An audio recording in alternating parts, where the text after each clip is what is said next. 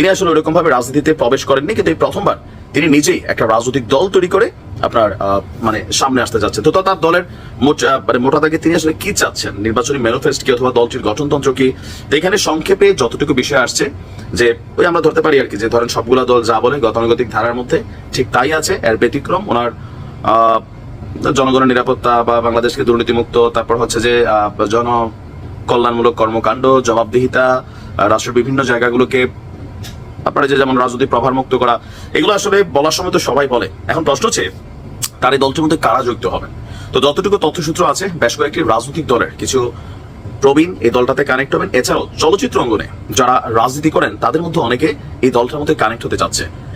But দলটার ভবিষ্যৎ কি? ভবিষ্যৎ হচ্ছে ইলিয়াস কাঞ্চন ভাই দাঁড়াইলে তিনি একটা সিট পাবেন, আবার পাবেন কিনা এটাও সন্দেহ। কারণ বিএনপি জামাত যেভাবে এখন মাঠে অ্যাক্টিভ আছেন, সেখানে নতুন একটা দল হিসাবে ব্যক্তি ইলিয়াস কাঞ্চন হয়তো একটা সিট পাইলেও পাইতে পারেন, আর বাহিরে যারা আছেন আমার মনে হয় না যে খুব বেশি পাইবেন আর কি।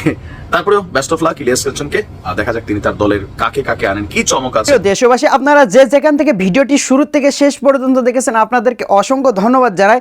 আর যারা এই ধরনের নিউজ লাইভ দেখতে ভালোবাসেন তারা অবশ্যই ইউটিউব চ্যানেলটি সাবস্ক্রাইব করে রাখবেন, আর এই ভিডিওটি শেয়ার করে অপর ভাইকে দেখার সুযোগ করে দেবেন। তাহলে সবাই ভালো থাকবেন, সুস্থ থাকবেন। দেখা হবে পরবর্তী কোনো দেশের আপডেট খবর অথবা নিউজ নিয়ে। আসসালামু আলাইকুম।